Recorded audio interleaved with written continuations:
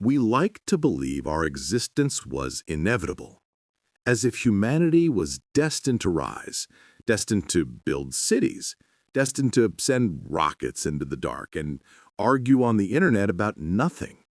But if you rewind far enough, every step of our story starts looking impossible.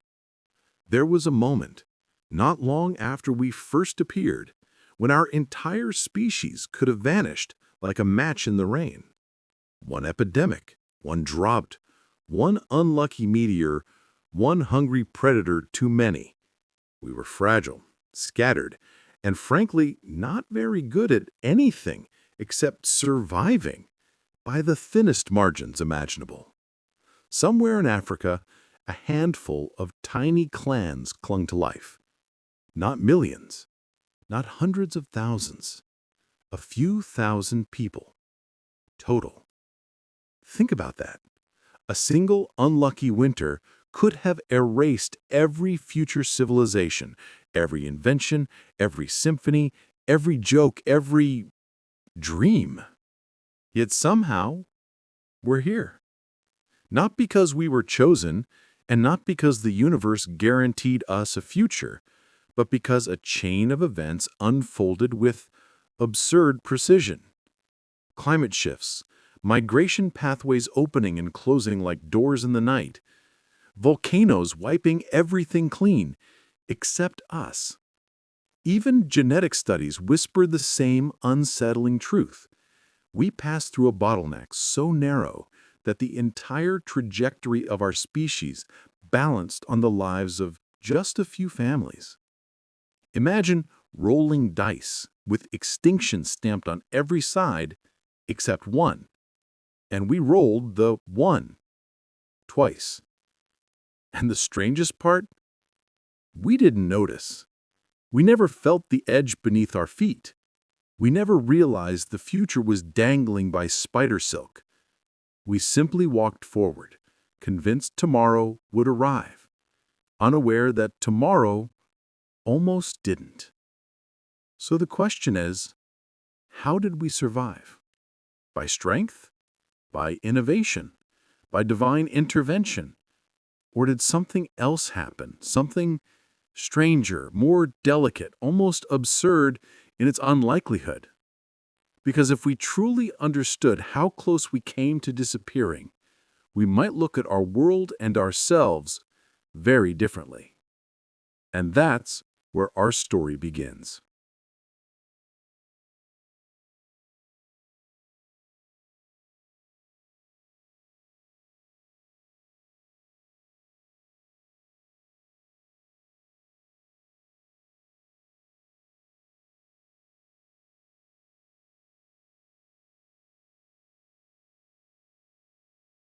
"74,000 years ago, Earth exhaled fire. Not a regular volcano, not a polite mountain with a bit of smoke at the top. No, this was Toba, a supervolcano so powerful it didn't erupt, it detonated. Imagine a blast so vast it could be seen from space, if anyone had invented space. In an instant, the sky turned black.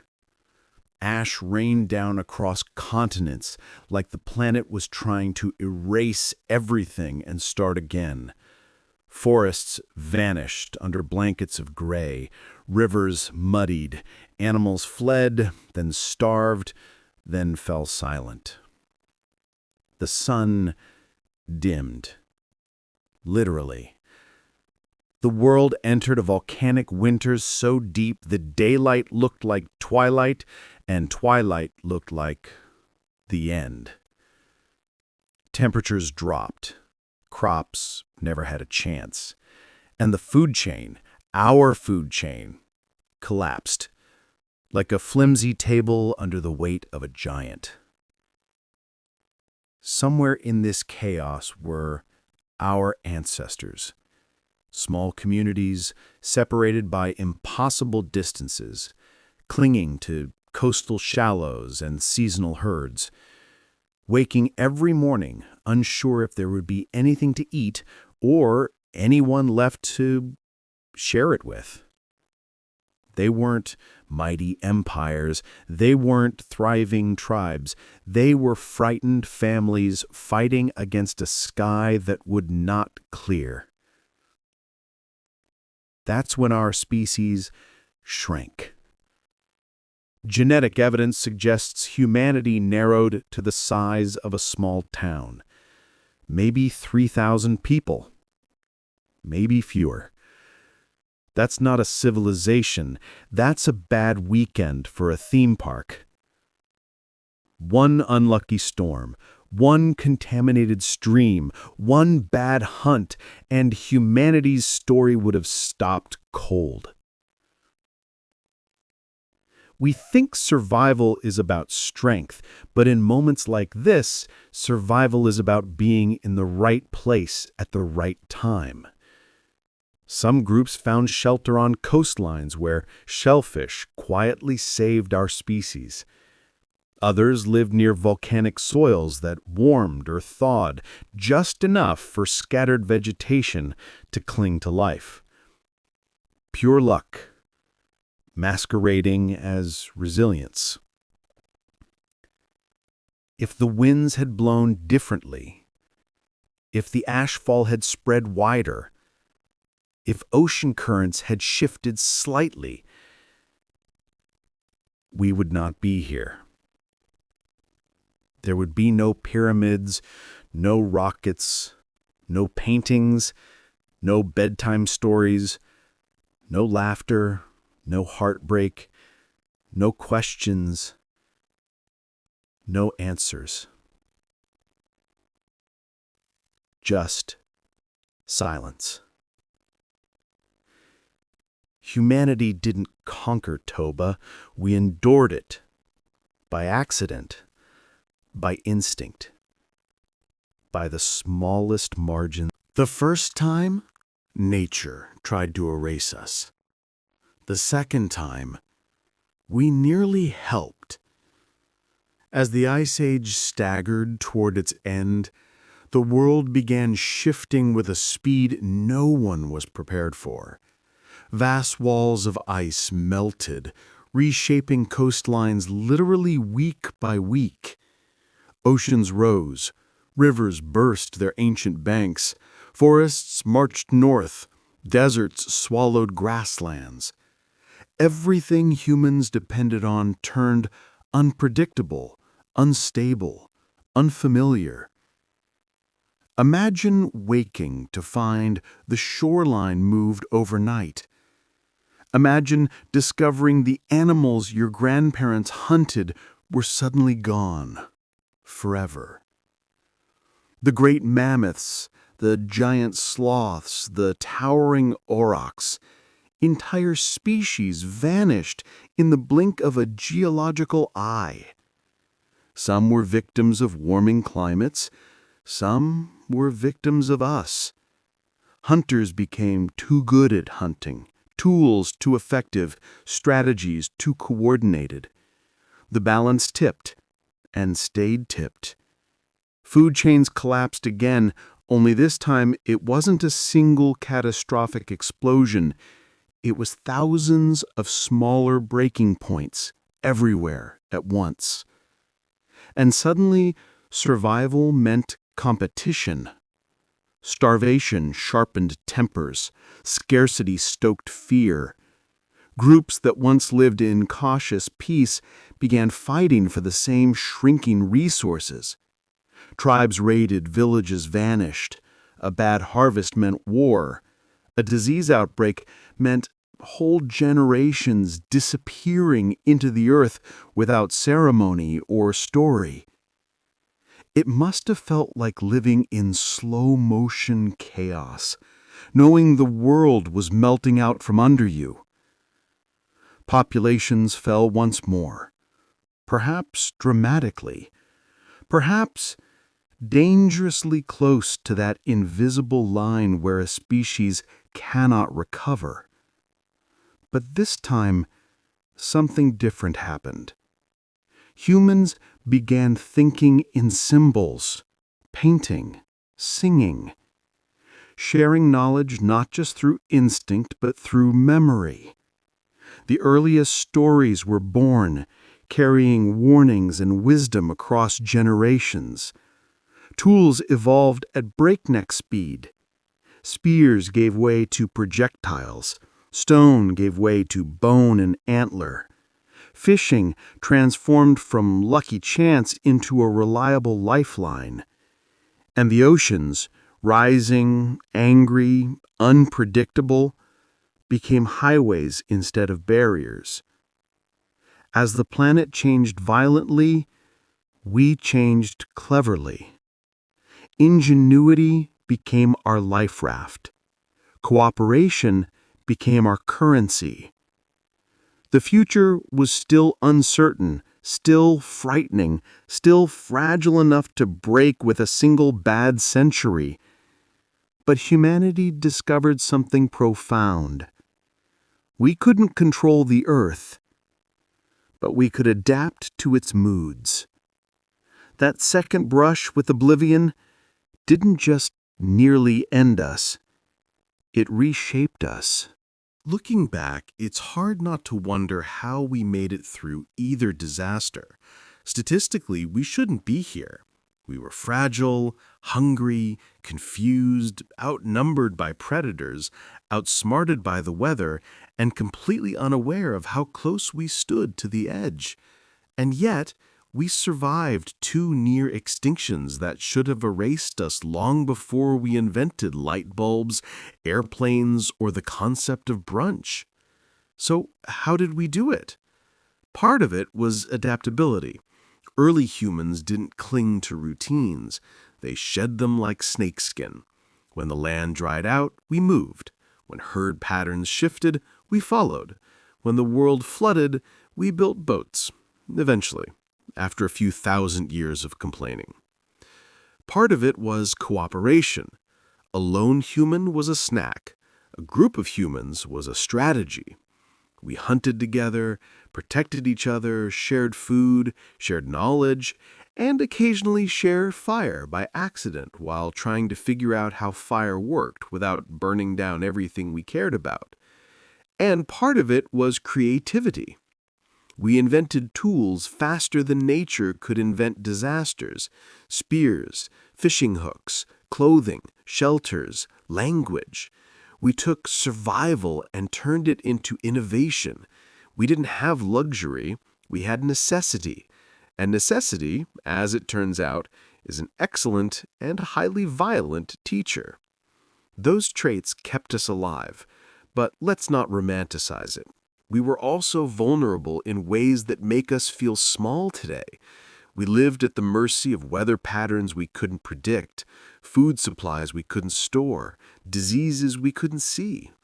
Our population numbers were so low that one unlucky generation could have collapsed the gene pool beyond recovery. And internal conflict? Oh yes, nothing threatens humans like other humans.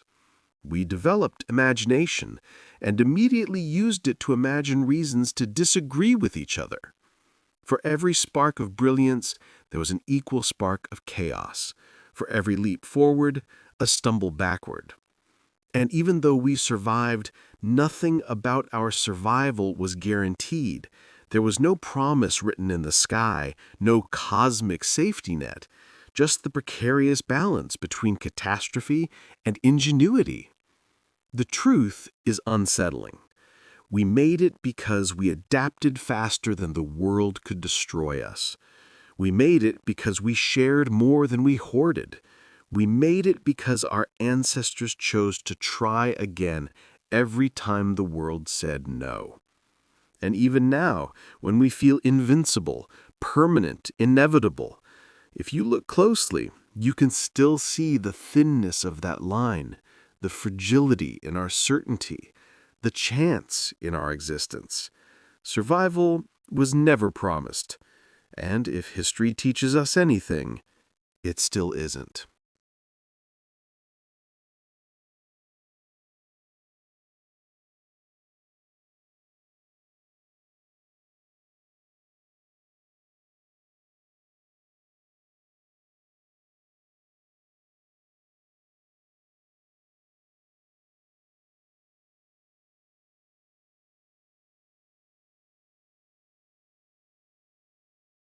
If you step back far enough, the ancient world stops feeling so ancient, because the forces that nearly erased us before haven't disappeared. They've just changed shape. The climate is shifting again, quickly, chaotically, in ways that ripple through the food chain and redraw coastlines. Forests burn, oceans rise, weather rebels against all prediction. Plants migrate, animals vanish, entire ecosystems wobble, then topple, one species at a time. It feels eerily familiar, like déjà vu written across the sky. Resources, too, are tightening, not everywhere, but in enough places to matter. Water scarcity, soil depletion, fishing collapses, migration pressures, and in the same spaces where stress grows, conflict grows with it. Nations posture, alliances wobble, lines are drawn on maps, then redrawn, then disputed again and again. Our species has always struggled hardest when pressed from both outside and within. And today, we face something early humans never had to fear: ourselves, amplified by machinery, industry, and invention. Technology brings miracles, yes, medicine, communication, abundance, but it also carries shadows, disease that moves faster than borders, weapons that can end millions in minutes, fragile digital systems holding the world together like ceramic thread. And somewhere above us, still, are comets and asteroids silently spinning past, as indifferent as ever. The universe never stopped tossing dice, we just stopped looking up as often. It's tempting to believe humanity is permanent now, that cities and satellites and glowing screens prove we've graduated beyond existential threats. But permanence is the most seductive myth we've ever told ourselves. The truth is simpler. We are entering another narrow passage, another bottleneck, not defined by ash clouds or ice, but by choices, by cooperation, by whether we solve problems faster than we create them. The last time we were here, we didn't recognize the danger until millennia later. This time, we see the signs in real time. And that awareness is both terrifying and hopeful.